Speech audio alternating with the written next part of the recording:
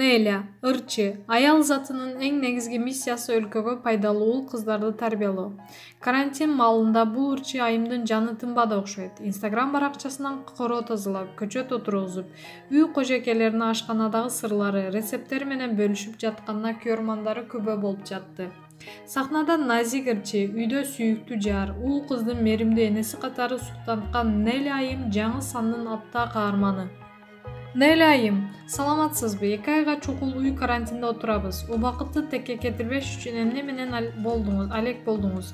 Карантин бизди көп нерсеге үйрөттү. Ашканада кесибиме байланыштуу колум жетпей жүргөн көп сырларды багынттым. Аны өзүм үчүн эле пайдаланбай, бардык ашкана ээлери менен бөлүшкүм келди. Айрым рецепттерди дүйнөлүк ашканадан үйрөнсөм, айрымдарын өзүм ойлоп тапканга аракет кылдым.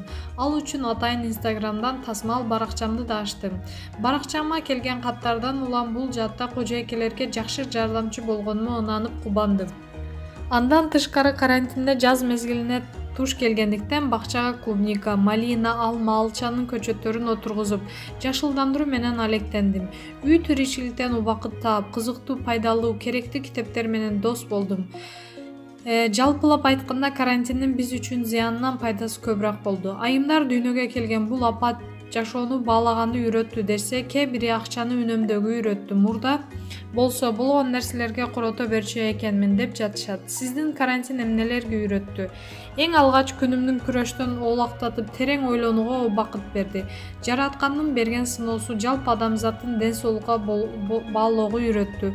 Боору бет келсе ээлеген статусуна, байлыгына, улутуна, жаш курагына карабай баары тизе бүгөрүн эскертти. Үй бүлөлүк бактылуулуктардын маанисин көрсөттү. Балким бул эскертүү болгондур. Ар бир адам өзүнүн буга чейинки каталарын сезип, жыйынтык чыгарып сабак алуусу керек. Коронавирус эпидемиясы өлкөдө жакыр жашаган үй бүлөлөр көп экенин дагы бир жолу ачыктады. Жардам берүү мүмкүнчүлүгү болдубу? Тилекке каршы коомдо жакырчылыкка жашагандар көп. Пандемияга чейин эле жараткандын берген ырыскысын муктаждар менен бөлүшүүнү милдет кылганбыз. Карантин учурунда да бир нече ирет колубуздан келишинче жардам кылдык. Бирок кайрымдуулук адамдардын көзү үчүн, сөзү үчүн эмес, Кудайдын ыраазычылыгы үчүн жасалыш керек. Айымдар карантин балдарыбызга аябай жакты. Дайыма жанында болгонубузга көксөзү канып жыргап калышты деп жатышат. Сиздин уул кызыңызга дайым үйдө болгонуңуз жагып жатабы? Менин балдарым үчүн бул айрым анчалык деле сезилген жок. Буга чейин деле аларды эне мериминен максималдуу аксаткан эмесмин. Болгону ошол убакытты колубуздан келишинче кызыктуу, пайдалуу өткөргөнгө аракет кылдык. Кечкисин урматтын келишин чыдамсыздык менен күтүп, 2 командага бөлүнүп, кыздар балдар кино тандоого гана табиттерин талашуусу болуп жатты. Балдарыма жакпаганы карантинде атасынын иштегени болду. Азыр сиз дагы балдарды онлайн окутуп жатсаңыз керек. Көпчүлүк ата-энелерди, окуучуларды бул метод менен окутуу стресс кырылды окшойт. Балдарыңыз сабактарын түшүнбөй жатканда пикир келишпестик орун алган жокпу? Абалдан кантип чыгып жатасыз? Биринчиден, мугалимдерге чын дилимден ыраазычылыгымды билдирем. Карантинге карабай биринчи күндөн тарта абалды колго алып, балдарыбызды билимден аксатышкан жок. Биз дагы четте карап турбастан колубуздан келишинче аракет кылдык. Мугалим эң таза жүрөктүн ээси экенин, бул мээнетти талап кылган кесип экенин далилдешти. Бардыгыбыз мектептин мугалимдин кадырын сездик. Нурел менен Жазел мектеби мугалимдерин классташтарын классын жарда калса партасын сагынышканын айтып жатышат. Мугалим болбогондон кийин кыйынчылык болду. 2, 3, 4 класстар программасын эстегенге туура келди. Кайненем математика, апам англис тили, кайнежем кыргыз тили, урмат универсал мугалим болгон биз үчүн чоң убакыт болду. Буйруса карантин бүтсө онлайн сабактар алып койгон нервтердин ордуна келтирүү керек. Мурда биздин муун үй тапшырмаларын өзүбүз эле аткарып, ата-энебиз кийлгишчү эмес. Сизде да ошондой болсо керек. Азыркы балдар эмне үчүн өз алдынча эмес деп ойлойсуз? Азыркы окуу системи биздикинен бир топ эле айырмаланат. Азыркы тараптар максатка башка, ошого байланыштуу балдардын жоопкерчилиги алда канча жогору. Кээ бир учурларда багыт бергенибиз болбосо, көбүнчө үй тапшырмаларды өздөрү эле аткарышат. Бирок ата-эне балдарын окуусуна дайыма кабар алып турушу зарыл.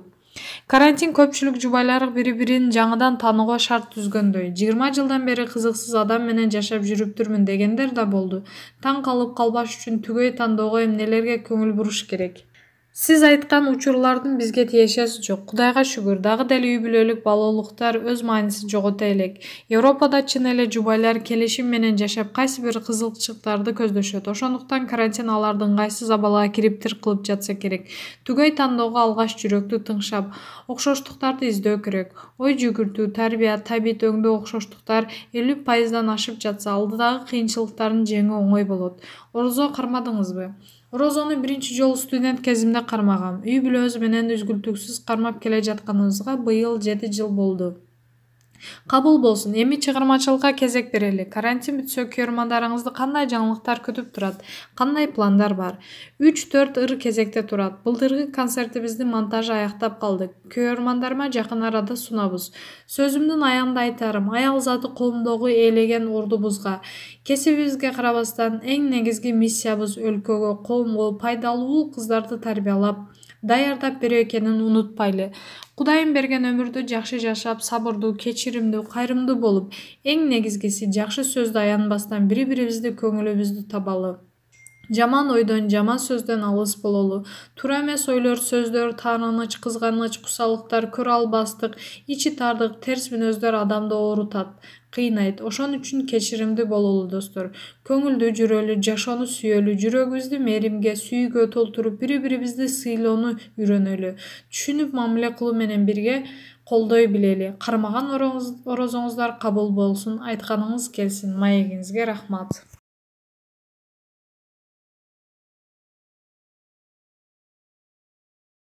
Эрнест Бөрөбаев, куудул ырчы. Шумдуктун баары 2 айдын ичинде көрдүм. Учурда өлкөдө көпчүлүк элдин абалы оор. Коомдун аярлуу катмары саналган үй бүлөлөрдүн абалы андан да оор. Карантин башталгандан бери жардам берип, жан кейиткен абалдагы жарандар тууралуу видеолорду жарыялап жаткан шоумен Эрнест Бөрөбаев менен Маек төрүбүздө. Эрнест мырза, алгач ден соолукту сурашып алалы. Анткени кооптуу күндөрдү узак убакыттан бери эл арасында жүрөсүз. Ден соолук Кудайга шүгүр. Эң негизгиси өзүбүздү абайлап, бардык эрежелерди сактап жатабыз. 2-3төн ашык адам топтолбой, аралыкты сактап жатам. Карантин учурунда элге жардам берүүнү кантип баштап калдыңыз? Биздин Өзгөн өнөрпоздору деген биримдигибизде Алтынай Нарбаева апабыз акча топтоп, демилге көтөрүп чыккан.